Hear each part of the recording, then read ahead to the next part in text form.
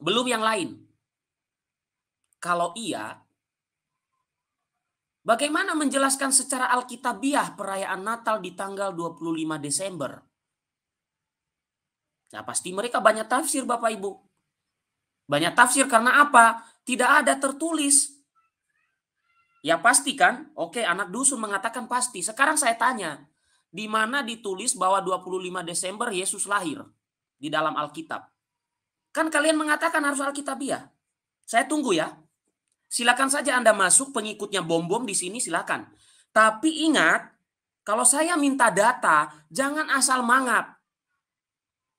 Ya. Nah, saya tunjukkan nanti kepada Anda, kenapa kita merayakan tanggal 25 atau kenapa kita merayakan Natal di bulan-bulan Desember. Bahkan teman-teman yang lain sudah mulai di bulan November. Tapi pertanyaannya kan kenapa? Itu dari mana? Katanya mengajarkan yang alkitabiah, tapi kok masih merayakan Natal? Nah, bagaimana menjelaskan itu? Hanya ada penjelasannya dalam tradisi suci para rasul yang disebut lisan itu.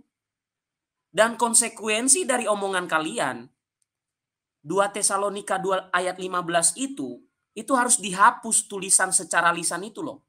Harus dihapus itu. Ya. Karena apa? Kata kalian kan hanya yang tertulis. Tapi mengapa ayat itu sampai sekarang masih tertulis secara lisan dan tertulis? Gereja Katolik bisa menjawabnya. Ya. Kenapa masih ada tertulis secara lisan dan tertulis? Bukankah semua sudah tertulis menurut kelompok yang ada dalam grup ini? Karena memang ada yang tidak tertulis termasuk perayaan Natal itu. Itu dari mana? Ya, telusuri tradisi suci para rasul. Tradisi suci para rasul itu berdasarkan atau terkait nggak dengan kitab suci? Terkait. Mereka menemukan ya tanggal 25 Desember itu dengan cara mereka menafsirkan kitab suci. Dan tafsiran mereka itulah yang kemudian kita ikuti sampai hari ini. Makanya perayaan Natal keseluruhan itu tanggal 25. Sekarang saya tanya, mengapa tidak ada tulisan langsung di situ? Katanya yang alkitabiah itu harus ada tertulis. Bahkan Bapak Ibu mohon maaf nih, bahkan tidak ada perintah loh. Wahai pengikutku, rayakanlah hari kelahiranku. Nggak ada. Atau bahkan tidak ada tulisan, perayaan kelahiranku adalah tanggal 25 Desember. Atau para penulis Injil menulis, Yesus lahir tanggal 25 Desember. Tidak ada. Bagaimana kita menjawabnya? Nah, itu yang saya butuhkan dari kelompok-kelompok ini. Karena mereka merayakan, mengakui sesuatu yang tidak letterleh tertulis dalam Alkitab. Tapi mereka ngomong harus letterleh. Harus letterleh katanya. Nah, kalau harus letterleh, saya tuntut Anda semua di mana tertulis yang saya minta tadi. Oke, nanti kita jabarkan Bapak Ibu. Ini aduh.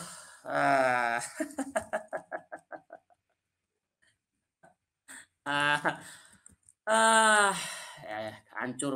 Ini nih ya, jadi Bapak Ibu jangan ngomong ayat dulu ya. Kita ngomong dulu yang ini ya. Aduh. Kacau. Bagaimana Anda katakan semua harus letterleh? Nggak ada yang letterleh. Akan hal-hal yang penting-penting itu ya tidak letterleh. Ya, hal-hal yang penting tadi adalah perayaan-perayaan itu ya. Oke. Nah, itu Bapak Ibu. Oke, kita lanjutkan videonya.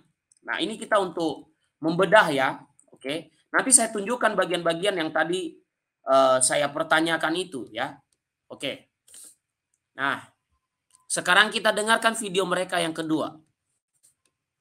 Ada 3 video ini. Tuhan. Nah, untuk itu kita udah berusaha menjelaskan. Silahkan teman-teman Muslim memilah-milah apa yang kita katakan. Ya mungkin itu dulu. Terima kasih. Silakan Pak. Begini teman-teman. Ini saya mau tanya jujur dulu. Saya mau jawab Pak Abu Subi tadi punya pertanyaan. Kira-kira Alkitab ini yang kita ikut ini yang sudah ditulis, yang sudah di ini kan tulisan-tulisan bapak-bapak gereja, rasul-rasul semua kan ada dalam kan? Betul nggak? Betul sekali. Oke. Ini saya mau pertanyaan ini. Hanya dari satu Kristus, bukan Oke. Oke, dengar ya, baik-baik ya. Saya mau kasih tahu buat teman-teman yang lagi sekarang sementara cuap-cuap. Tapi mereka nggak berani masuk. Saya mau tanya, saya orangnya lain. Saya udah di dalam surat bab 2, bapak-bapak gereja, orang bidat tidak mengikuti tulisan di dalam maupun tradisi, itu bidat. Pertanyaan saya, kenapa tidak ditulis di sini aturan itu? Pertanyaan saya, kenapa dalam bab 2, surat dalam bab 2 yang kalian pamer-pamerkan, dalam surat bab 2, orang bidat tidak mengikuti tulisan dan tradisi apapun, kenapa tidak tulis di sini? Sedangkan di dalam 2 Korintus, ini pertanyaan saya buat Anda. Ini perhatikan. Apakah ini Yesus yang katakan? Kan tidak. Tetapi jika kebenaran Allah oleh dustaku semakin melimpah bagi kemuliaannya, mengapa aku masih dihakimi lagi sebagai orang berdosa? Apakah itu Tuhan Yesus yang berbicara? Itu Paulus, rasul yang berbicara.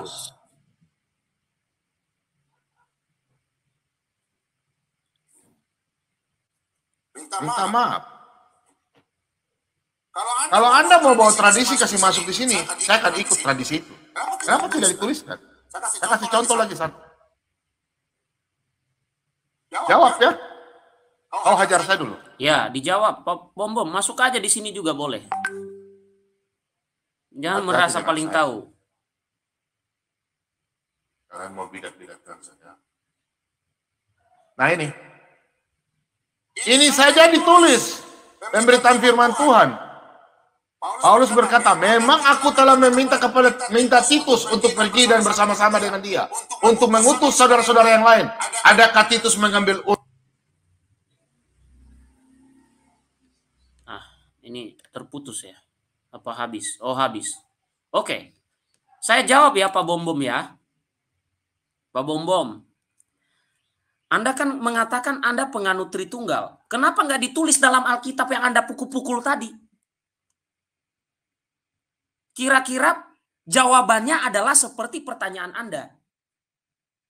Anda pukul-pukul tadi kan? Nah, saya pukul tangan sekarang. Bom, kenapa tentang Allah Tritunggal tidak ditulis dalam Alkitab yang kau punya? Seperti pertanyaanmu. Temukan jawabannya melalui pertanyaanmu yang Anda pura-pura buta dan pura-pura nggak tahu. Ada nggak di dalam itu? Dalam Alkitab yang Anda pukul-pukul itu, dijelaskan secara detail tentang apa itu Allah Tritunggal. Jika tidak ada, mengapa Anda akui? Seperti omongan Anda ini saya pakai ini. Ini ajaran penting kekristenan yaitu Allah Tritunggal. Anda pukul-pukul itu kitab, saya tanya kepada Anda. Mengapa tidak ada tertulis secara detail Allah Tritunggal di dalam Alkitab itu tetapi Anda akui? Itulah tradisi suci para rasul, kawan. Jangan merasa paling sok tahu lu. Anda tanya, kenapa nggak ditulis di dalam Alkitab tentang pengertian bidat-bidat itu? Lah Konsili Nikea yang menganatema Arianisme itu emang ditulis di Alkitab. Apakah tidak ditulis di Alkitab tentang Arianisme itu? Apakah Bom mengakui Arius? Nah, ini standar ganda Anda di sini. Silakan saja pengikutnya masuk ke sini. Mari kita adu data. Ya, saya belum tampilkan data. Saya ada data sudah saya siapkan. Oke. Anda mengatakan dalam Alkitab tidak ditulis ya, perkataan bidat-bidat tadi. Sekarang pertanyaan saya, ya, kenapa di dalam Alkitab, ya, untuk menemukan jawaban pertanyaan Anda, kenapa di dalam Alkitab tidak ada detail penjelasan Allah Tritunggal? Tapi ada, Anda mengakuinya. Yang kedua, mengenai Konsili Nikea, yang melawan bidat Arianisme, yang menolak Allah Tritunggal, yang menolak keilahian Yesus, dan terbentuklah yang Anda sebut istilahnya di non-Katolik iman rasuli. Kenapa kalian masih mengakui itu? Tidak tertulis itu di Alkitab. Kalian standar ganda. Kalian standar ganda. Pakai nalar, bom-bom, pakai nalar. Anda mengakui Anda Tritunggal. Kemarin ada orang-orang yang mengirim ke saya. Ini marah-marah dia di channelnya. Ya silakan aja. Saya nggak tanggung jawab kalau darah tinggi lalu meninggal dunia, kan saya nggak tanggung jawab. Ya. Tapi kan pertanyaannya begitu tadi. Jadi begini bom-bom. Pengkanonan kitab suci itu dilakukan oleh Bapak Gereja. Pertanyaan yang lain adalah, Kisah Para Rasul itu kan sampai pasal 28 kan, bom-bom. Kisah Para Rasul hanya sampai pasal 28. Sekarang saya tanya, kalau tidak ada lagi kisah selanjutnya, apakah gereja sudah hilang setelah itu? Saya ulangi lagi pertanyaan ini. Kisah Para Rasul yang mengisahkan bagaimana kepekabaran Injil Para Rasul itu hanya sampai pasal 28. Pertanyaan saya, kalau tidak ada pasal 29, 30,